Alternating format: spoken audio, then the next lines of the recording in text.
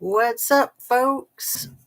I am so happy to be on live chat. I've got lots of wax in my teeth, so many apologies for that. Um, oh, happy New Year's Eve, right? It's like a quarter to 11 on the 30th of December. And what else? I think it's like Tuesday. Oh, I should probably plug in my thing. Looks like it got unplugged. And the battery is not low, but we don't want to mess around with that. So there. Okay, that should be fixed. That should be all taken care of. So let's just get rolling with the homies. Hit your like button if you don't mind, and I'll try not to hit the mic. Share a video of mine with somebody that you think might like my channel, even though you can't read the tiny sign down there. Turn on your notification bell to ring. Make sure you're still subscribed if you are indeed subscribed. And if you're not, please consider doing so. And everything I say is simply my opinion for the sake of hoping to start a conversation with my dear, wonderful viewers and learn something. And everything, all of these videos that I make are for the tube of you, and it's an infotainment platform. So I have been watching a lot of documentaries, you guys. I confess I kind of have a problem with that. Like I don't like fiction. I like nonfiction. So I started with The Apprentice. I did finish that. I highly recommend it. It's really good. It only goes into Biggly Piggly's history up until about 1991, I think, because he is opening the Taj Mahal and bankrupt. But they don't say anything about that helicopter crash where his 3 executives from the Taj Mahal passed away. You know, the 3 executives that he later blamed the whole bankruptcy on, blamed his financial problems on them. The ones that he said he was supposed to be on that helicopter too, but that was a huge lie because he only rode his helicopter that had his name on it, and that one did not, because, you know, he wouldn't have wanted to crash his helicopter with his name on it. Although, you know, that'd make a bigger splash for the headlines of the newspapers. So it does have the grape scene with Ivana, and that's just devastating. Absolutely devastating. But again, the real life essay that he perpetrated upon her was the night before she was leaving for a trip. I think it was to Bali, if I'm remembering correctly, with one of the widows. And it was just like a month after the accident. And they were already like a year and a half, I think, separated. And he assaulted her on her bed while she was getting ready for the trip the next day. In real life, that's how it happened, according to her and her book. And she has tried to take it back. And she also fell down a flight of stairs. So when did she publish that book? When did Ivana publish her book? I know my friend read it. I haven't read it. That might be interesting. Let's see if this will work. When did Ivana Trump publish her book?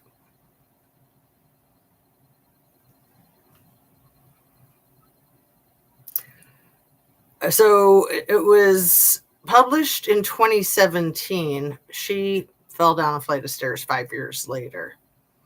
There's also rumors that she had an NDA that she had signed at the divorce that was about to expire when she fell down a flight of stairs.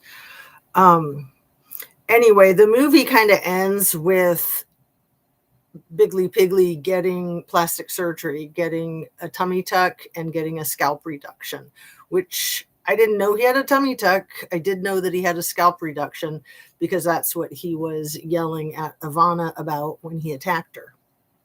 And man, do they do a good job of showing how barbaric and horrible and painful that must have been to have a scalp reduction. Like they trigger warning, I never had heard of this or seen this. They cut part of the scalp out and then they staple it together. Basically they're cutting out the bald spot, right? I mean, I don't have anything against plastic surgery for other people. I have a lot against plastic surgery for myself, as I would bet Anna Bees does too. Hello, my dear. How are you? The thing that I really have against plastic surgery, I mean, I'd love to get a tummy tuck and, little stupid stuff like that.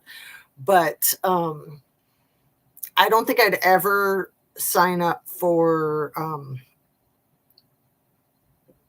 a surgical procedure that wasn't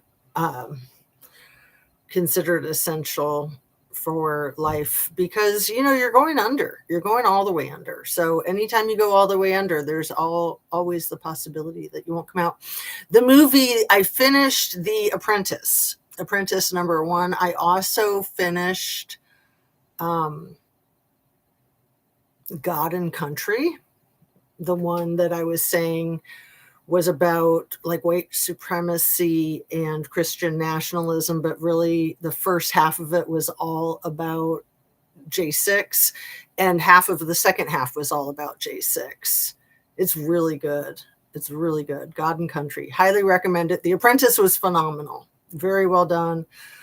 I feel like I have such a better understanding of the whole thing. And, I caught a little bit of Heather Cox Richardson today, and she made this statement that I could really identify with.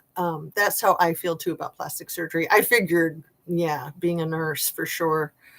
And you just kind of have to be really vain to do that, especially as a guy, because guys can look like Harry Weinstein and still get action. I mean, he had to assault women, except for the one that he was married to, who was actually a bombshell too.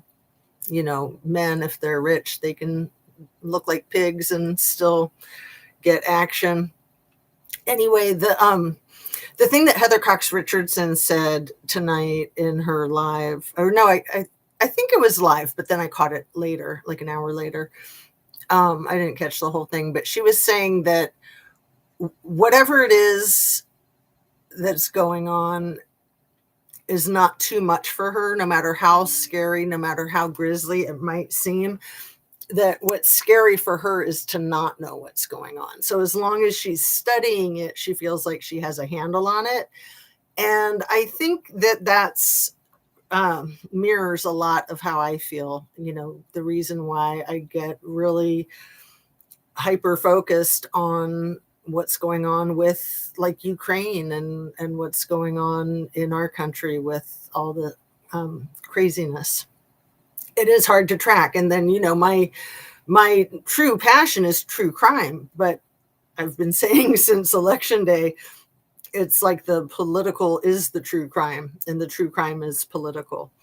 So I still am just gobsmacked about Rob Reiner and Michelle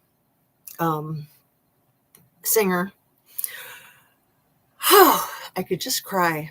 Do you feel that way, Anna Bees? I would think that a lot of our country feels that way because we all grew up watching Meathead and then in our young adult life watching Princess Bride and Spinal Tap and A Few Good Men and When Harry Met Sally. I mean, who hasn't seen When Harry Met Sally, right?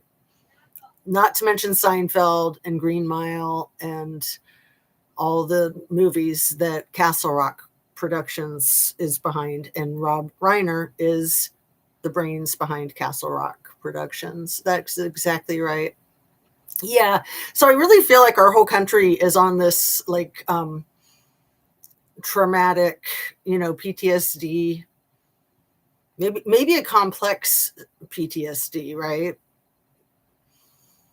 I mean, we're coming up on the 5-year mark of J6, and that's traumatic, especially when the person who is in the role of president says that he loves law enforcement and backs the blue.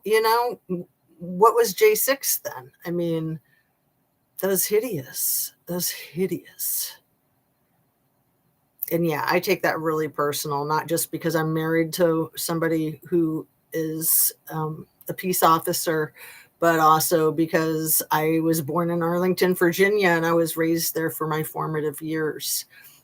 And really, by the time we're 6, our personality is pretty much set in stone.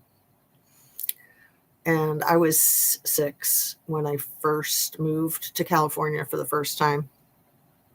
Sorry to keep smacking my lips. It's the fact that I have a little bit too much wax on, but I haven't had an adjustment on my braces in like 3 weeks, and I have to go 1 more week without. I actually called them today for the first time since my last appointment. I felt like for a while there, I was calling them every day, almost every day. Anyway, I texted you, Anna B. Should we start there? I was watching an interview of one of the survivors who has been getting more outspoken, and I hope I can find her name for you. She was amazing. I'll put it in the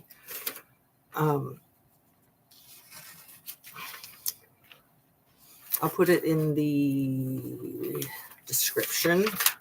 I meant to look for it before I came on so that I knew that I had it. Anyway, the survivor that I'm speaking of, she said in this interview that was real recent, just in the last couple of days, I think, she said that most of the survivors don't believe that little E is deceased. And the way she was saying it, at first it sounded like they didn't feel like he was deceased because they're still like haunted by memories of him, and they're still scared that he's going to show up at their door or something, or send people to show up at their door, or maybe that his agents will show up at their door and continue to harass them, because they've been living in this limbo for 30 years. Like, they need to get some resolution. Seriously. And I don't think they're going to give up until they do, Anna Bees. That's the good news. I don't think that they're going to give up until they get resolution, and they have the nation behind them, and they have a lot of Congress behind them. So I do think that they're going to win, despite the wars that Biggly Piggly is starting and exacerbating. I'm sorry, I can't find her name right now.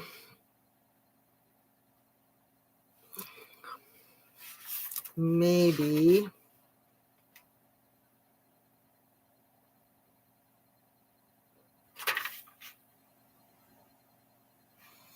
I was so close to writing it down. So close. Is this it? Haley Robeson. Yeah, that is it. Chris Hansen was interviewing Haley Robeson. I'm so proud of myself. It was a fantastic interview. I'm so proud of myself that I did write it down. I thought I did. I just didn't know to go back that many pages.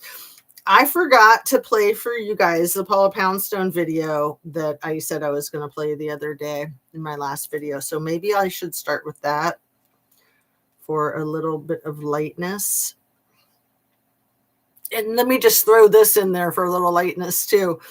Melania's father is 2 years older than Biggly Piggly. 2. It's just kind of weird. Let's see, Paula Poundstone. This is I thought this was one of her funniest. but we'll see what you guys think. I like promoting her stuff. Actually, it's sort of just like the best advertisement for her New Year's Eve performance that's going to be at the Palace of Fine Arts in San Francisco. Oh my God, the Palace of Fine Arts in San Francisco is so freaking amazing.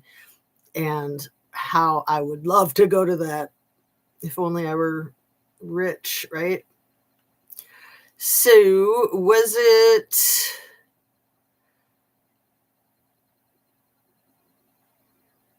I think it was, most of her videos are shorts. Was it the Trump's Awkward Christmas, or was it the Trump Christmas Meltdown? I think it was the Trump Christmas Meltdown. Let's see.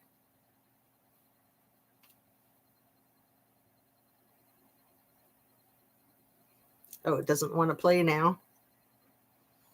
What is going on with you, phone? It's thinking about it. Hey, Donald Trump.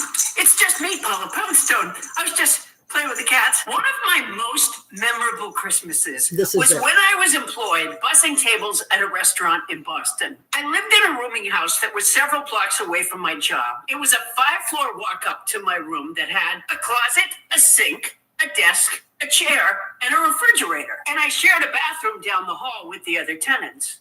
Oh, and there was a rug in my room. What I didn't have and couldn't afford was a vacuum cleaner. The restaurant was closed on Christmas, but I had the keys because I worked very long hours doing janitorial type work there. So on Christmas Day, I walked to the restaurant, carried their upright vacuum cleaner to my room, vacuumed, and carried the vacuum back. It wasn't a religious type thing. And that's what I want to talk to you about. That's what I want to talk to you about. With anything better to do on Christmas than post on social media between 100 and 200 times? Man, my phone is acting so weird. I told you it's been going on the blink. I guess it's time to go get it massaged at the phone place. So I love her style of just like telling this long, boring story about the vacuum cleaner. And that's what I wanted to talk to you about. Very parental or very grandma-ish. I've literally read a source that said you posted 100 times, and another source that said you posted 150 times, and another source that said you posted 200 times. Probably no one counted that carefully because they had better things to do on Christmas. Even AI had better things to do than count your posts. Did Melania keep asking you to put your phone down and come hate Christmas with her? Your posts are... Wait, sorry. Did Melania keep asking you to put your phone down and come hate Christmas with her? Uh-oh. Hey, Donald Trump. Oh, no. It's just me, Paula Poundstone. Now it's going to start over. Just playing with the cats. One of my most memorable 100 and 200 times, I've literally read a times, and another source that said you posted 200 Okay, here we go. Probably no one counted that carefully because they had better things to do on Christmas. Even AI had better things to do than count your posts. Did Melania keep asking you to put your phone down and come hate Christmas with her? Your posts are making you look nuttier and nuttier. I wish you had called me. I have some ideas of what you might do. You have a nativity, right? You could kneel on Joseph's neck, drag Mary through the hay, deport them, and put the baby Jesus in detention. You could reunite your January 6th choir, if they're not all working for ICE that day, and go caroling. You could call Norway and bully them about the Peace Prize some more. You could call Mike Pence and ask if he's still mad. You could ask the FBI if you could do some redacting on the Epstein files. You could call your doctor and ask what the latest MRI was for. You could go to Greenland and see if they'll tolerate you any longer than they did J.D. Vance. If the grandchildren come by, you could get Don Jr.'s old Operation game out of the attic, where you take the plastic maladies out of the holes in the Cavity Sam character with tweezers, and you and the grandkids could take his insurance away. You could get a 10-foot pole and see if Melania's warmed up enough to let you touch her with it. You can see if you can recognize Sylvester Stallone without a name tag. You could... That's the best one. You can get a 10-foot pole and see if Melania will let you touch her with it. study for your next cognitive test. Same thing with New Year's Eve. I'll be in San Francisco doing my stand-up comedy show at the Palace of Fine Arts, but I'd be happy to take your call. There are still tickets available. Go to paulapoundstone.com. That's how you get them. No, I'm not giving you free tickets. But whatever you do, don't sit home posting stuff like you did on Christmas Day. It may be the last Merry Christmas you ever have. That has kind of a Exhibit A feel to it. Hey, Donald Trump, it's just me. She's so clever. OMG. Do you love her, Anna Bees? I mean, we all grew up on Paula Poundstone, right? She's been a comedian since like the 80s. And then she had like a major alcoholic problem. She kind of fell out of fame. And then she humbled herself and crawled back into fame. And, you know, what's better than that? She is so funny. Yeah, she's a real professional. A true professional. So, yeah, like I said, it's really just an ad for her stand-up tomorrow night in San Francisco. And then Sarah Cooper's at it again. Do you know Sarah Cooper, Anna Bees? OMG. If you don't know Sarah Cooper, I might have to play you a Sarah Cooper. She did a new one. Like, she got so famous with her Trump stuff. Poundstone, I was just... That she actually got like a Netflix half-hour show for how funny she was. So she started with like how to COVID. She did like the how to medical, how to cognitive, how to let's see. No, you don't know her? Okay. So I'll do the how to cognitive, even though this is not the one she got famous for. It's really good. You'll love it. Because he hasn't taken any cognitive tests because he couldn't pass one. I actually took one when I very recently when I was, you know, the radical left was saying, "Is he all there? Is he all there?" And I proved I was all there because I aced it. I aced the test. And he should take the same exact test, a very standard test. I took it at Walter Reed Medical Center in front of doctors, and they were very surprised. They said, "That's an unbelievable thing. Rarely does anybody do what you just did." But he should take that same test, but because he hasn't taken any cognitive tests because he couldn't pass one. I actually took one when I... Okay. That's not the one that I thought it was, but that is one of the better ones. We got How to Lobster. That's one of my favorites. And How to Person, Man, Camera, TV. Person.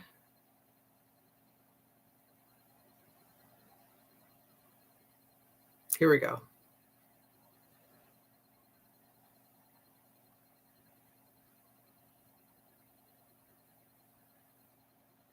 How to Person, Woman, Man, Camera, TV. Okay. It's almost 2 minutes long, so I'm going to play this one for you. Duty test. She did all these during COVID. Duty test. And he said there actually is, and he named it, whatever it might be. And it was 30 or 35 questions. The first questions are very easy. The last questions are much more difficult. Like a memory question. It's like you'll go person, woman, man, camera, TV. So they say, "Could you repeat that?" So I said, "Yeah." So it's person, woman, man, camera, TV. Okay, that's very good. If you get it in order, you get extra points. Okay, now he's asking you other questions. Other questions. This is what, wait. 10 minutes. This is 5 years ago when he was sharp, right? 15, 20 minutes later, they'd say, "Remember the first question? Not the first, but the 10th question? Give us that again. Can you do that again?" And you go person, woman, man, camera, TV. If you get it in order, you get extra points. They said nobody gets it in order. It's actually not that easy, but for me it was easy. And That's not an easy question. In other words, they ask it to you, they give you 5 names and you have to repeat them. And that's okay. If you repeat them out of order, it's okay, but it's not as good. But then when you go back about 20, 25 minutes later and they say, go back to that question, they don't tell you this. Go back to that question and repeat them. Can you do it? And you go, person, woman, man, camera, TV. They say, that's amazing. How did you do that? I do it because I have like a good memory, because I'm cognitively there. Too funny. Okay. So yeah, I'll send you a few more of my favorite Sarah Coopers. She's just hilarious. And all of them, she's half black. She's half Indian, from India. And she just plays clips of him talking and she lip syncs. And like I said, she got so famous. She went viral. I helped her go viral when I found her first video. The very first one she did, I think it had like 5,000 views. And I was so happy that I found it. And I literally sent it to everybody that I knew. It was like 250 people or something, everybody in my contacts. And then by the morning, it had like 1,000 views. I'm sorry, 1 million views. I did that the other day too, when I was talking about Rob Reiner's estate being worth $200,000. No, duh, I meant $200 million, right? Those types of mistakes are so annoying, but at least you can catch them. Drea, what's up? How are you, my dear? At least you can catch them. Like when I say something like 1,000 when I mean 1 million, you probably know that I mean 1 million, but it's annoying. I find when I'm watching other people's videos and they're making mistakes like that, but it's actually extremely relevant and maybe things that people might not know that they're making a mistake. So I like to try to be thorough. I like to try to clean up my mistakes. I like to catch my mistakes. It's nice if I can catch them in real time. And if you guys want to help me with that, that's always much appreciated. And Anna Bees, I don't think I asked you how you're doing. And let me ask Drea how she's doing too. And yeah, so lovely to see you guys. Thanks for being here with me. So I wanted to say, I grew up in Washington, D.C. for my formative years, and then Southern California, and then bounced back and forth. And, my parents were not stable. My father took custody of me and my sister when the parents got a divorce, and he moved us to Southern California. And then it was like every year he would move coast to coast. Like it was like in California, he was trying to get my mother to miss us and come visit. And that wouldn't really work. And so then he would go live back in the DC area and see if he could manipulate her that way. And that wouldn't work. And he continued with that until he made the attempt on our lives. I mean, that I think more than anything was to manipulate her when he tried to do the carbon monoxide poisoning in the McDonald's parking lot in Arizona in, I think it was 1979, because I was 11. No, it would have been 1978. And she was living in DC and we were living in California, but we were on our way to Florida. We were moving to Florida for an imaginary job offer that he had. He had a really good job before we left too. It was one of the best jobs he ever had. He was the assistant editor for a single parenting magazine at UCLA. And he said that he got a better job offer. So we're going to move to Tampa, Clearwater, St. Pete's, which, those are 3 different places, but they're all right by each other. But it was just a fantasy. And then he tried to do that on the way there, I think, to get my mom to come for the crisis in Arizona. And then he could finally trap her. But yeah, I wasn't planning on bringing that up, but you know how my lives are. I just kind of go with the flow. But I wanted to mention it too, because I think that's one of the reasons why Rob Reiner's situation hits so close to my heart, is having had my father make that attempt on our lives and just understanding what it's like to have that kind of family tragedy. Also, I just found out that carbon monoxide was what they used in the gas chambers in World War II. I did not realize. I probably knew that at some point, but I've never like aligned that with my own experience. So that was kind of gut-wrenching to realize that while I was watching all these documentaries. You guys are good. Where in Arizona? You know, I am not sure where in Arizona. It was right off the freeway. I've looked at maps before. It might have been Scottsdale. It might have been in Erica Kirk's hometown. She wouldn't have been alive yet, though, would she? No, I don't think so. Just wondering, I was 14 if you were 11. So sad that happened to you. Oh, you were in Arizona back then, my dear? That's freaking awesome. Yeah. I've thought about trying to do some research and dig up records, but I don't know if we'd be able to find them. But yeah, that's wild. Yeah, if I look at the map and look where the freeway, like the interstate that would be going from Southern California to Florida, what is that? Probably like Highway 10. I don't know. I don't know if that one's too far south. But yeah, that also goes through Arizona. Do you know off the top of your head, Anna Bees? And what town did you grow up in? But yeah, you know, I've worked with children in like really bad abusive situations, you know, when I worked in the psychiatric facility, and just some of the counseling work that I've done, some of the family court stuff that I've done. Really tragic, horrible abuse situations, like the worst. And having lived in Malibu when I was a teenager, it's always been my opinion that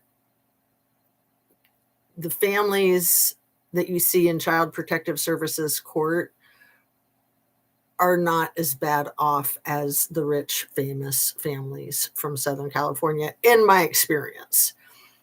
So that's one of the reasons. One of the other reasons why it's so close to my heart is, you know, I felt like I just saw a lot of tragedy with the rich, famous people around me. It honestly made me never want to be rich or famous, because when you're rich and famous, you can't trust anybody. Everybody's using you, even your own family. And I mean, trust is really all we have. It's all we have. So it was in my adult years that I worked with the courts and with psychiatric stuff, and saw the most tragic of the Child Protective Services cases, and realized that they were not as bad off as the rich, famous people that I knew. And I've brought that up on my channel before, you know, because they always want to make like poster child out of somebody like Lindsay Lohan or Britney Spears when they're going through their crazy and they're in rehab, or they're making, you know, poster child out of Rob Reiner and his family. And all the families that I knew in Malibu were all effed up. Even the ones that seemed like they weren't, even the ones that seemed like Leave It to Beaver, you know, I'd find out years later that that was the furthest thing from the truth. A lot of substance abuse, a lot of cheating. So that's just life in the fast lane. And it's absolutely tragic what happened to the Reiner family. I just can't stop thinking about them. And, you know, I'm sure we all want to know more. We all want to know how it happened, what went down. Was Nick getting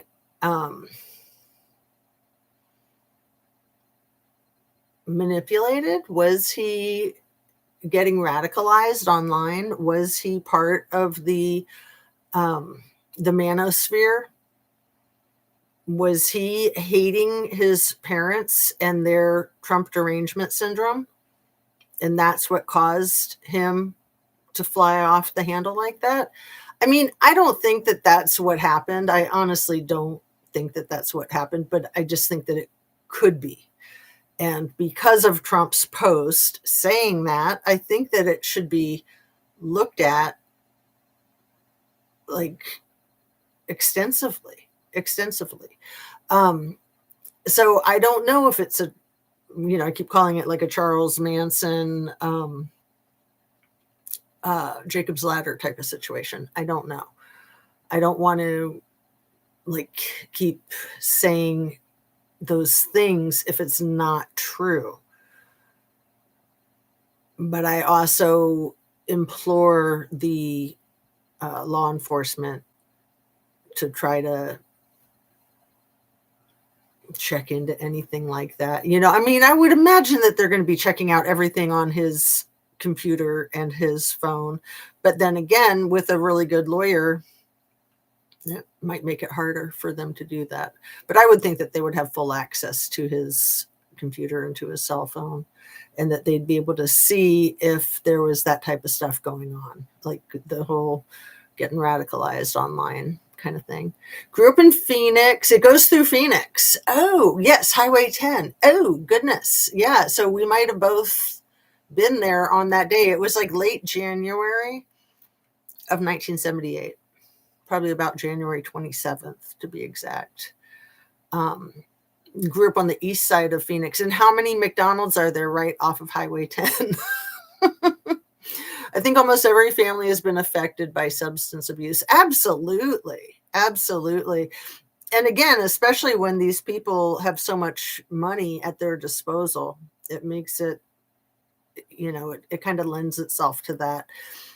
People have said that Nick got a $10,000 a month allowance. I don't know if that is accurate. I think that at some points in time that might have been accurate, but I kind of doubt that that was current. Most sources say that he was living in the guest house, and I want to find the source that said it. I'm pretty sure it was an interview that either Rob or Nick himself said it, because what I heard, I think I've only heard it one time, that they said that he did not live in the guest house because of when he trashed the guest house, that was $30,000 worth of damage. Like, not only did he break a couple of TVs and everything in the guest house, he then left the water running for hours until it was discovered. So they weren't trusting him to move back into the guest house. When they allowed him to move back in, and I think that was about 6 years ago, that was when they said, you can move back in, but you need to move into the main house so that we can keep an eye on you, basically. And so I want to find my source for that. I was actually in a Gavin Fish live tonight, and I made mention of it, and he was asking me for my source, and I have to go through my notes. I started trying to go through my watch history to try to find it. But this is why I try to take notes, because when I get information like that, that's contrary to what everyone else is saying. Like, everybody is saying that he lived in the guest house, but whatever source it was that said it, I was like, they actually know. So I'm thinking that it was either Rob or Nick that said it in one of their interviews. So I'm going to keep looking. I don't know if any of you guys have seen or heard an interview like that. So they weren't going to let him live in the guest house after what he did. And, it's really hard to try to do the timeline. I was actually going to try to write it down, like, the times that he was in rehab from the time he was 14 to 19. And then the time that he was homeless, which might have been, I don't know if he was homeless before he did the movie with his dad at 22 or after he did the movie with his dad at 22. It almost seems like he might have trashed the guest house. No, he trashed the guest house before the thing. So, because what I think happened is that when he trashed the guest house is when he went homeless for 3 years, that he kind of went on the run. So that might have been before he made the movie. So, they were doing the press conferences for the movie, the promotional tour when he was 22. So he made the movie when he was 21. So most of the stuff happened before that. And I'm pretty sure, recounting from all the interviews, that the trashing of the guest house, and the way he says it is so terrible, because he says, yeah, I trashed my guest house. I mentioned that in one of my last videos, and it's like, dude, it's not your guest house, is it? But that kind of entitlement is pretty tragic on its own too. Most kids, adult kids, wouldn't call a guest house that was at their parents' house that they were allowed to live in. I don't think they'd call it their own guest house. I mean, maybe you'd call the family house your house because you grew up there. But anyway.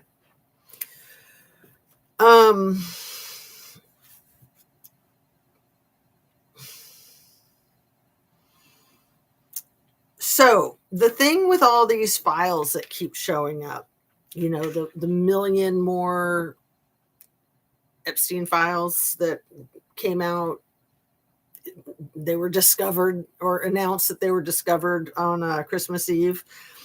Apparently in Ghislaine's trial, there were over 2 million pages or something like that in her trial. So of course there's going to be millions of pages of evidence, because you got everything from her trial and then some, all of it.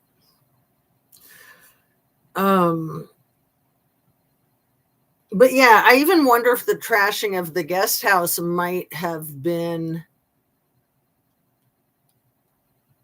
part of some type of radicalization. If it was like, I don't know, roughly 10 years ago. I don't know. There was somebody in Gavin Fish's chat, and this is why you have to be careful in chat, because you can sometimes get nuggets and you can sometimes get inaccuracies. Somebody in the chat said that Nick was MK Ultra'd when he was a kid, and I asked them for their source. I wasn't trying to challenge them. I wanted to find out. And of course I tried to look it up and I haven't found anything. And I don't know if they saw my question or not. And so I don't know if that's at all accurate. I just thought that that was interesting. And let's, for now, just say it's not accurate since we don't know. And let's see. Michael Wolf is really the key to a lot of the Trumpstein files, being that he has written 4 biographies, I think, on Trump, and then he was working on a biography potentially for Epstein. And that I feel like he's very brave to go speak publicly about his work, because he knows he's going to get criticized. He knows he's going to get slammed, and that there's going to be people that, think that he's some kind of snake for being involved with these people. But in my opinion, and, I was very suspicious of him at first too, when I came across him in the Daily Beast. And then, I've been watching that Inside Trump's Head ever since they started it. I've probably caught almost every episode of it. And my opinion of him is that he's just very down to earth, that he's a very straightforward guy. I mean, I could say I like him. You know, at first I wasn't sure about him at all, and he kind of gave me the creeps. But after sizing him up over a long period of time, I like him.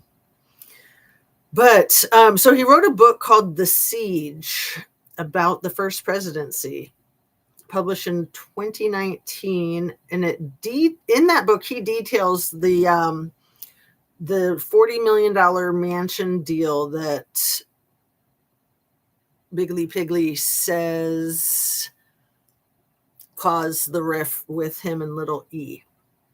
So if you don't know that story, Little E had his eye on this $40 million mansion in West Palm Beach, and he invited Biggly Piggly to look at it, and specifically because he wanted to ask Donnie about moving the swimming pool, that I guess Donnie has experience with stuff like that. And so after he showed it to him, then Biggly Piggly bought it out from underneath him, and Little E was furious. But he also knew Two-Doll Donnie, or 2-week Donnie. He also knew his finances, and he knew that he didn't have the money. And so the money that he used was basically like, most likely he was laundering money for someone maybe from that country that was formerly known as the USSR. And then he turned around 2 years later and sold the house, I think, to the same people that he was borrowing the money from, that he used the money for. He sold them the house for $90 million. So like twice the price in 2 years, which is, I guess, a red flag for money laundering. I know one of the red flags for money laundering is buying houses with suitcases full of cash. And that's how they do it. You know, they're literally trying to legitimize the cash that they can't claim because it's like rug money.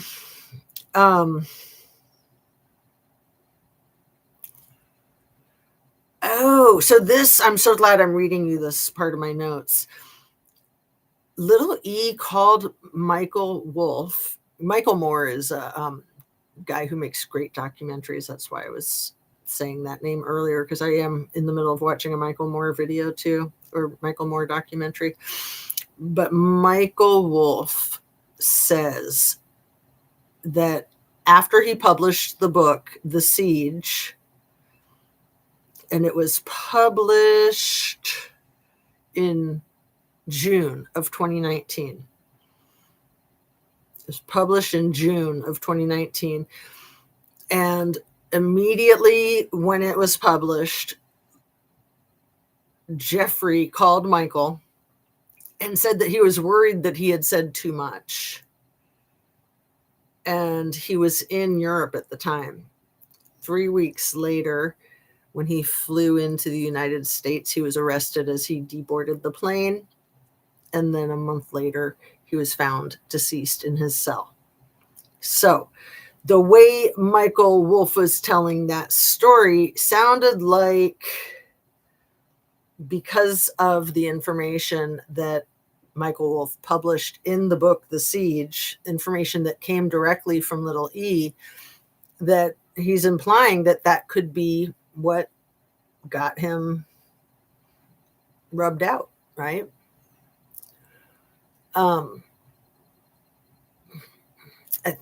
Biggly Piggly's deranged post. I know that post about Rob Reiner and Michelle.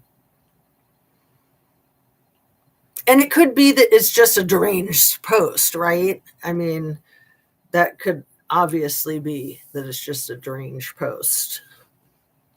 But the fact that Rob and Michelle had been working on that docuseries called The Spy and the Asset, that 10 to 13 part mini-series about DJT and Daddy Vladdy, and that they also had spearheaded that Russian election interference committee back in 2017. So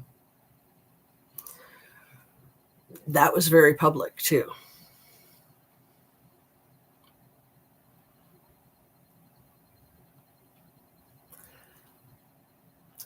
I don't know who said this. I got this from one of the videos that I watched, that after talking about draining the swamp, that Donald turned out to not be a swamp drainer, but a swamp creature. I thought that was very clever. I wish I wrote down who I got that from so I could kick them the credit. But this is my own idea. Did Melania speak Russian with Vladdy when she had her little conversation with him about the 8 kids that she wanted to reunite with their parents? The 8 kidnapped Ukrainian kids. You know, when there's like 28,000-ish, there was just 8 that she was worried about. But how did she speak with him when he doesn't speak English? And supposedly she speaks like 5 different languages, but she's not good at English. We know that. So I'm wondering if she speaks Russian, and I'm going to guess that she might, and that she might be, you know, a honeypot for them. Who knows? Who knows? But it's also interesting. I think it was in the Daily Beast video that I watched this evening that they were posing the question if, you know, Biggly Piggly was on the yacht that Ghislaine's father fell off of at 4 a.m. and passed away back in like 92. But Little T and Little E had just became friends, I think, in about 91. And they met Robert Maxwell. They were all introduced by then, by 91. But Donnie was on that. It was called the Ghislaine. The yacht was called the Ghislaine. And so I had never heard if Jeffrey was on that yacht, but I'm pretty sure Donnie was on that yacht. Let me ask my phone. Let me see if it'll tell me. I'll put a link in the description to the Daily Beast video too. This is why I have to watch things twice.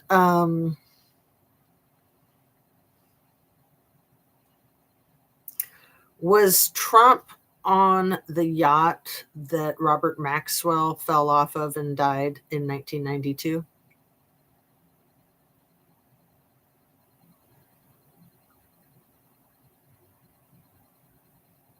No, he was not on the yacht. Okay. I thought that he'd said that. I thought that that Michael Wolff had said that he was on the yacht, but maybe he didn't. I'll rewatch it. However, I think he said something about okay, so he attended a party on the yacht in 89. And so he'd been on that yacht.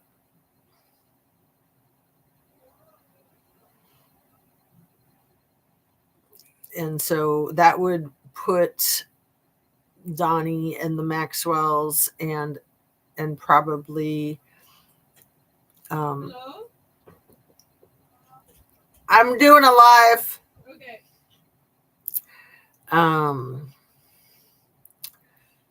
So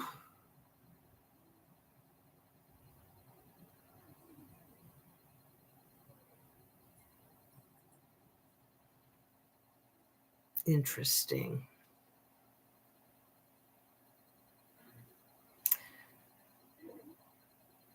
I've got to do more research on this. I just got to listen to that one video again because I don't think I got things accurate. But I'm glad that I am questioning these things too, because I wanted to mention the things that we're getting in the Epstein files. I think we need to be skeptical of these stories. Annabise, remember when I was saying like these stories sound so outlandish, like the woman who was found, trigger warning, with her head blown off in Oklahoma 2 weeks after she had reported a essay that little t and little e did when she was 13. And then when she was 19 or 20, she reported it. She was 20 at the time that she was found with a gunshot wound to the head. And then the other story about the person who says she was 13. She'd been getting transported. She was on a yacht in the Lake Michigan, and the people on the yacht threw her baby in the water and basically unalived it, and that DJT was present on that yacht. So, those were two of the most sensational stories from the more recent million pages or million items that were, I don't know, discovered, released on New Year's Eve. I mean, it's all just such crap. I mean, it's designed to be disorganized and overwhelming. Like that's not by mistake. Like that's part of their science of trying to bamboozle everybody. And then, these stories need to be checked out. Like we can't assume that they're accurate, but we also can't assume that they're lies, basically.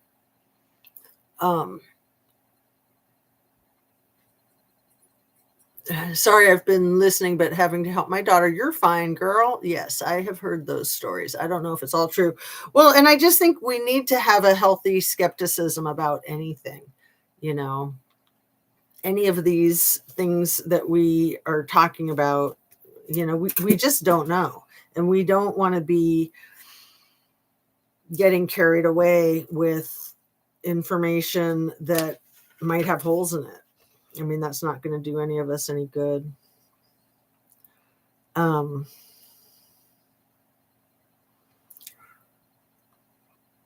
But what else do I have in my other notebook?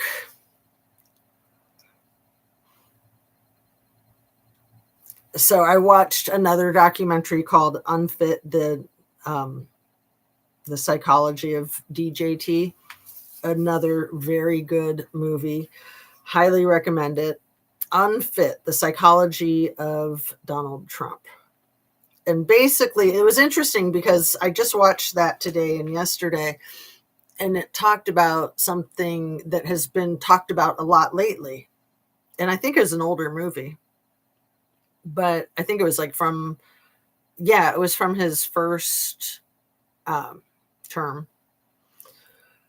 So they speak with psychologists and other professionals, and I'd been talking about this in one of my last videos, how it used to be considered unprofessional to diagnose someone, that you were told as a professional that you can't diagnose somebody who's not your patient, and that has changed, and that's just silly.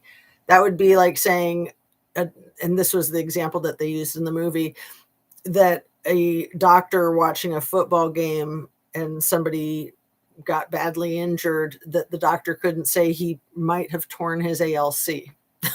It's like, when you know things, you know things. So, I think that it is possible to diagnose Bigly Piggly is a malignant narcissistic personality disorder. And he also uses substances. That's one of the things that they hit on in the Apprentice movie, is that he had abused diet pills when he was younger. And I know a lot of people talk about him abusing Adderall these days. So at one point, when little E got fired from Bear I always want to say Bearstein.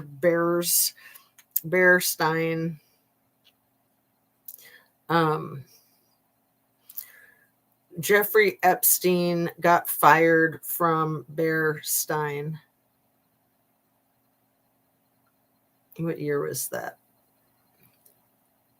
Bear Stearns, that's where I'm screwing it up.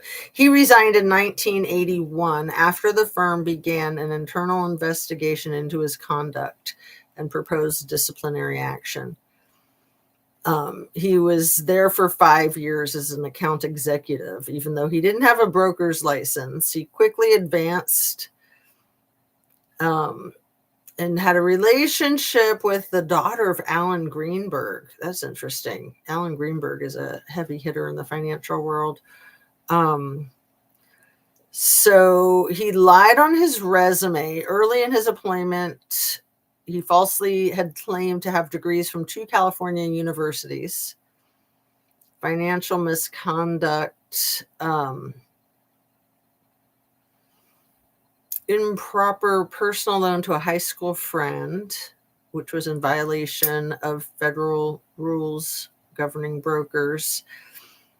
And he was fined $2,500 and suspended for 2 months. And then rather than accepting the suspension and the fine, he chose to resign. That's interesting. But yeah, that was 1981. And then, from there, he fell right into the lap of Les Wex, who is getting mentioned so much more now. And I'm so glad of that. I think he's about 87 years old, but he needs to be held accountable. Leslie Wexner's age, 88 years. Born September 8th. So he just turned 88 a few months ago. Yep. All right. So what else? So let's talk a little bit about, let me finish the thoughts about the unfit psychology of DJT. It's considered duty to warn that if you think you identify something like that in somebody like a president who has the nuclear codes, you'd be it behooves you to warn of potential danger. Oh, they even quoted the Tarlov case. I hadn't heard about that case in forever. That was a case back in the 70s where a guy told his psychiatrist that he was going to go home and kill his girlfriend, and he went home and killed his girlfriend. And that's where the duty to warn came from. Tarlov. Here, one sec. Duty to warn, Tarlov.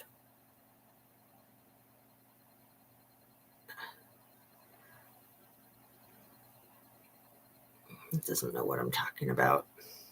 Tarasoff. Tarasoff. 1976. It was in California. So yeah, now it's considered negligent if you don't,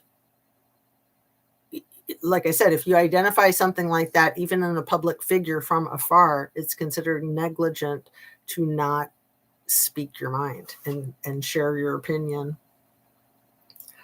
So, I mean, aren't we all feeling like we're in great danger from the angry orange zombie president? I don't know.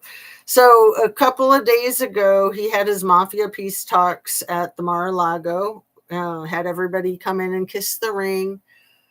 Not Daddy Vladdy, because he's not allowed on U.S. soil except Alaska, because that's Russian soil. But he had Netanyahu there. The day after, he had Zelensky there. He was so insulting to Zelensky and the reporters. That's the one where he like kicked everybody out after offering them food. Do you want something to eat? Like, he was just being such a freaking mob boss, sitting around this giant freaking table, exactly the way the mobsters do in all the movies. You know, they all go to their Italian restaurants, eat good food, and talk business. Crazy. And then he had Keg's Breath right to his left. He had Marco Rubio sitting on his right. And then when he had Zelensky sitting across from him, there was someone between Keg's Breath and Stephen Miller. But then the next day when he had Bibi in there, Stephen Miller was sitting right next to Keg's Breath. And it's just like, why are these MFs even there? Like, he's just such a freaking showman. It's so gross. It's so ludicrous. I agree with your assessment. Little E lied about all of his credentials, didn't he? Yes, because he did not finish college and he did not have any credentials. And I think that to get the job at the high school, Dalton High School, that he needed to have both a bachelor's degree and a teaching credential, and that he said that he did. But then when it was discovered that he didn't, he was let go. But he'd been there for a couple of years, I think.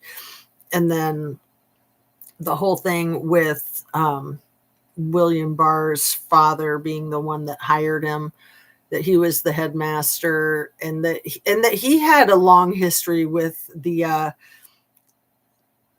CIA.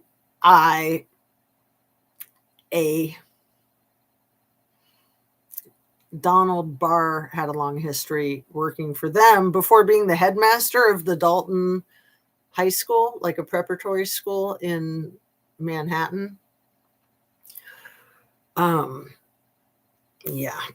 Is it Gossip Girl, the TV show that those kids, some of them are going to Dalton High School? I just noticed this because one of my daughters watches Gossip Girl, and there was something about Dalton High School, and I was like, what? I thought that was really funny. Let's see what AI says. Gossip Girl, Dalton High School.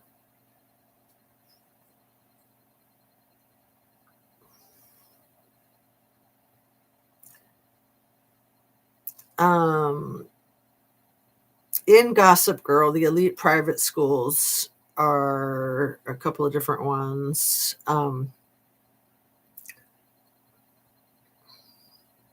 No, but they mentioned Dalton High School in a Gossip Girl episode. I went to a Gossip Girl high school. Ask me anything. What school inspired Gossip Girl? They say it's this other one. But anyway, just thought that was pretty wild that I caught that.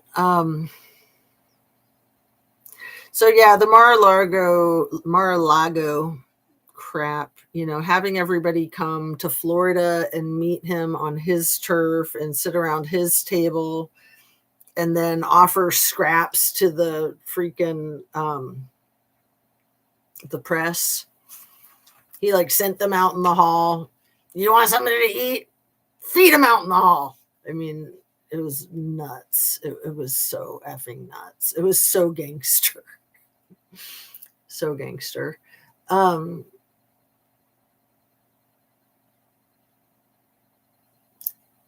I didn't know that. I thought psychiatrists, doctors, nurses, teachers, counselors, and priests had to tell the police if someone was a danger to themselves or others.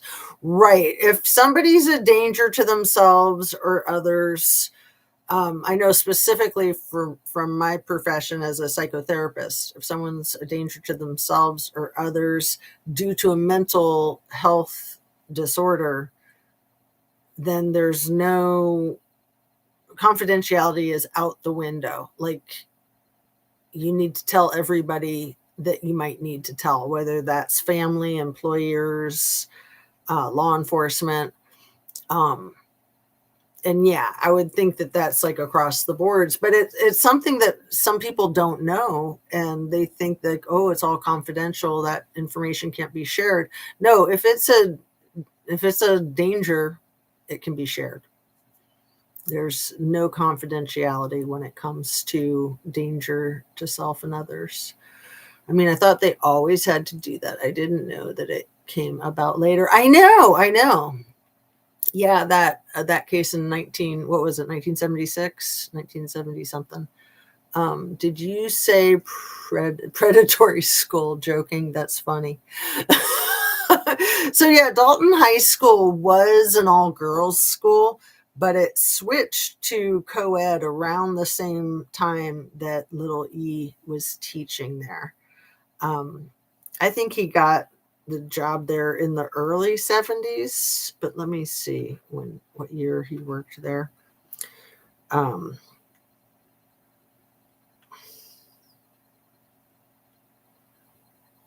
When did Jeffrey Epstein work at Dalton High School?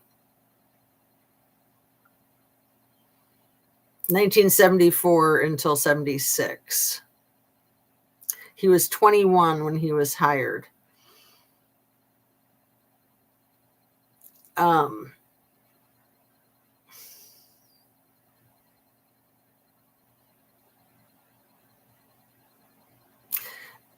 and it was at Dalton that he met Alan Greenberg, who was the CEO and investment banker at Bear Stearns, and then a parent at the school.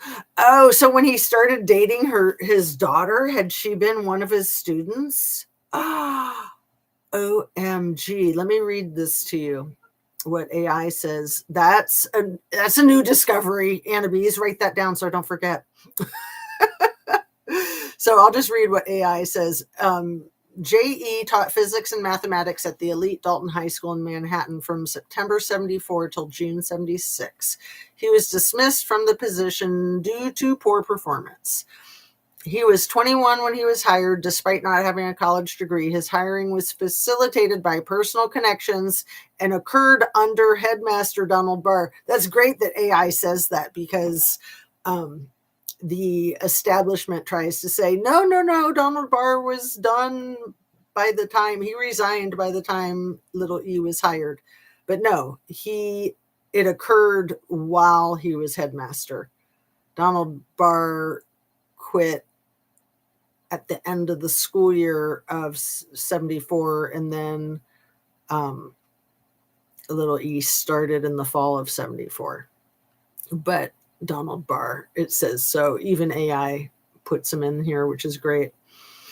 Because that's why William Barr would always try to say that he could be involved in the Epstein case, because his dad didn't know him. His dad was gone before he was there. Okay, let me get back to this. His hiring was facilitated by personal connections and occurred under headmaster Donald Barr, who was known for unconventional recruitments that prioritized talent over formal credentials. And Donald Barr also wrote that book about space aliens, SMEC slavery, teenage SMEC slavery on other planets. During his brief tenure, some former students reported that Epstein behaved inappropriately, giving persistent unwanted attention to teenage girls, which raised red flags at the time. It was at Dalton that E met Alan Greenberg, the CEO of the investment bank Bear Stearns, and a parent at the school. Impressed by E's intelligence during a parent-teacher conference, Greenberg offered him a job at Bear Stearns, which launched Epstein's career in finance after his dismissal from Dalton. And then did he start dating Alan Greenberg's daughter? I got to look more into that. That's wild, the way the daughter ties into it. But yeah. So Donald Barr was a perv. Imagine that. Yeah, I was going to look up the name of his crazy ass book. Let's see. Donald Barr's book about teenage sex slaves in space. I tried to read it. It was awful. It's called Space Relations, a Slightly Gothic Interplanetary Tale. Written by Donald Bard and published in 1973, the science fiction novel describes a planet ruled by oligarchs, I forgot that part, where the inhabitants engage in Smex slavery, but teenage Smex slavery. And yeah, the planet is ruled by oligarchs. Just, the big E would be so at home. The plot follows a young space diplomat who's captured by pirates and sold onto slavery on a distant planet. The rulers are driven by madness, by boredom and absolute power, forced into sexual servitude. The novel has been noted for its graphic descriptions of the sex acts performed for entertainment and controlled procreation, including the sexualization of adolescents and the fetish of grape. So disgusting. So disgusting. And where's William Barr been hiding out these days, right? I mean, William Barr, that other disgusting guy, the one that I always get confused with William Barr, the other gross guy that keeps showing up in all these photographs. I'm totally spacing. He's got like a talk show. Steve, what's his name? Steve Bannon. Thank you, Annabise. Steve Bannon and William Barr, to me, are like identical twins. Just like little E and little T are kind of connected at the hip. But Steve Bannon did time in prison because he wouldn't testify about his involvement in organizing J6. And then William Barr, he's just disappeared. So he was the attorney general at the time of Epstein getting Epsteined. And, I started the video talking about the fact that some of the survivors, some of Little E's survivors, don't believe that he's deceased. I know there's a lot of people that don't believe that he's deceased, but what I want to say about it before I wrap up, I do have my Virginia Giuffre book right here. So glad I read this twice so I can remember things in it.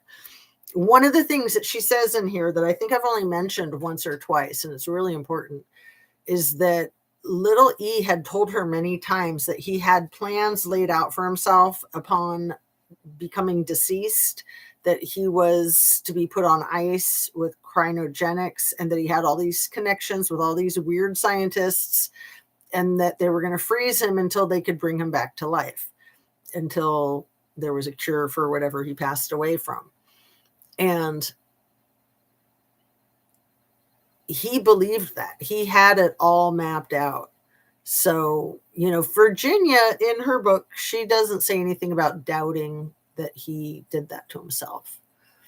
But I think in one of my last videos, I was talking about how some people say that when they were transporting the remains out of the jail, out of the prison in Manhattan, that the ear was different. It wasn't the same as Little E's ear, that like he has attached lobes or unattached lobes, and that the corpse had the opposite. But why would they even be showing the ear of a corpse? It's sort of like Erica Kirk taking photographs of her hands next to her allegedly deceased husband's hands. It's just like, why are you trying to show evidence of lifelessness? Like, that's not something you generally share. It's creepy. William Barr is probably hanging out in a country that doesn't extradite. Aren't you clever, Annabise? And I've been wondering why Donnie doesn't do that same thing. I mean, I'm sure he will the second that he has to. Doesn't it seem like he's getting really close to having to? Cryogenics is a lie. We don't have the technology to bring someone back. Oh, I believe you, Annabise. I know, I think these people are crazy. But, you know, they were obsessed with all of their weird scientists that they surrounded themselves with, not just little E, but little T too. You know, that was one of their hobbies, was all kinds of weird science. But, you know, the whole thing with breeding and with eugenics, that's a whole nother story. That's a real thing. And it's hard to think that these billionaires, I mean, we know that Elon's doing it. I think he's doing it a lot more than the 15 babies of kids of his that are known about publicly. I think there's a lot more. If his goal is 5,000, there's going to be a lot more than that already. And, you know, it wouldn't surprise me in the least if all of these oligarchs have their breeding farms. I mean, it's hideous. It's a hideous thought. Oh, they will take somebody's money and keep it. Yeah, there you go, Annabise. Perfect. Yeah. Well, and like, why would you even want to be like literally a zombie brought back to life, you know? Like you're just a disgusting science fiction nightmare. I mean, like Frankenstein. Ugh. Ugh. So nasty. So yeah, we should wrap up. It's after midnight. My brain is melted. And I am just so happy to see you. I miss you when I'm not on my lives with you. And tomorrow's New Year's Eve, or today, since it's after midnight now. So happy New Year's Eve. I'll just go ahead and sign off. And drink your water, eat your protein, get your exercise, fresh air, sunshine, take good care of yourself. And let's just keep learning everything we can to try to protect ourselves from the mayhem, President Mayhem. I miss you too. You're so sweet, Annabise. You're the best. I'm going to send you more of those Sarah Cooper funny videos. I was obsessed with them during COVID when she first was making them. Maybe I should end with another one. There's so many good ones. Let's see.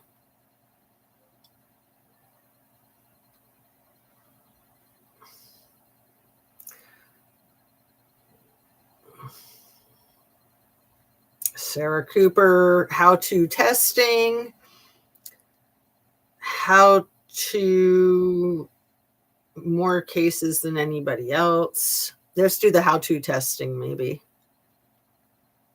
Well, I don't know much about it. Does anybody want to talk about it? She's a wonderful young woman.